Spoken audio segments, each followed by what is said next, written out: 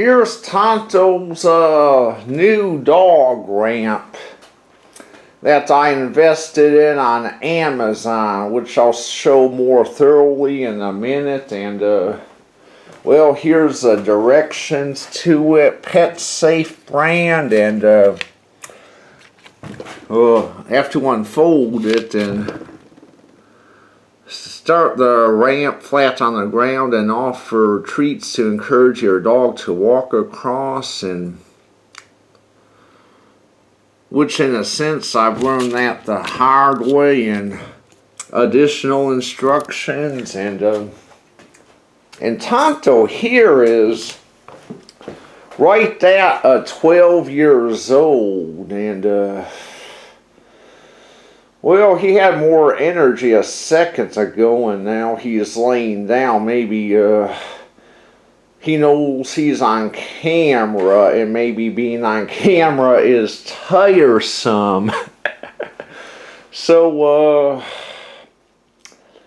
I mean, he is probably right at 12 years old, and well, and he gets up and about decent for a 12-year-old dog, except for, like, you know, the main hurdles have been I've had to cut back on his walk all the way down to, you know, just maybe like, you know, half mile a day, because if I do over that, it seems to, like, you know, debilitate him, especially his hind legs there.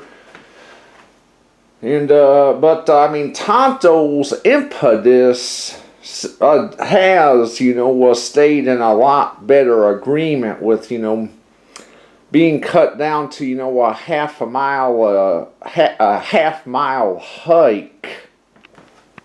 And however, there remains another hurdle. That is, well, taking that, you know, a big step to get to my Nissan Rogue there. I mean, it's gotten to where, I mean, Tonto may get around real well, I mean, on the regular ground, except for he is a little bit slow going up the porch steps. But I mean, he does, like, you know, get maybe somewhat spry sometimes, and retain some of his youth. But when it comes to, you know, jumping in my car, I mean, that's gotten to where, especially since it's a big step, considering the height, that can be, you know, debilitating to him too. So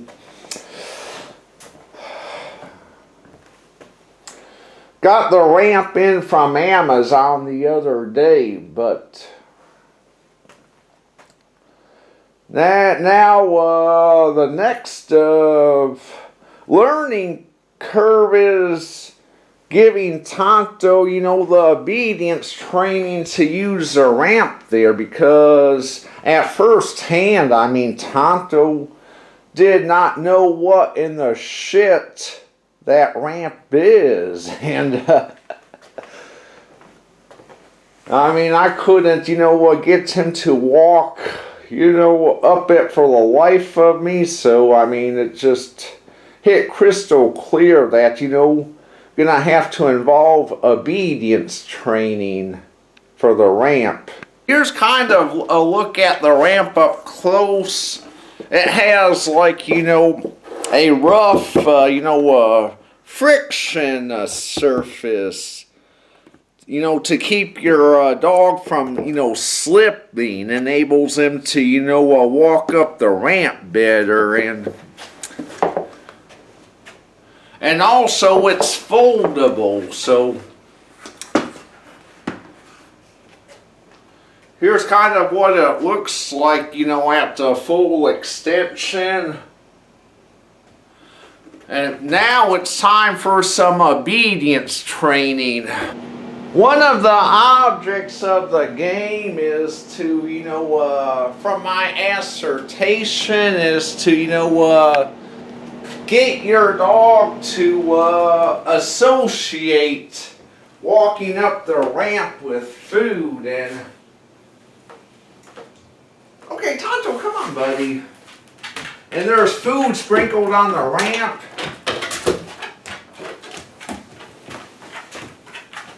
Alright. Actually, I mean, Tonto was going for the food and he isn't right now, but however, Tonto, come on, buddy. One more time for the camera. Come on, walk up.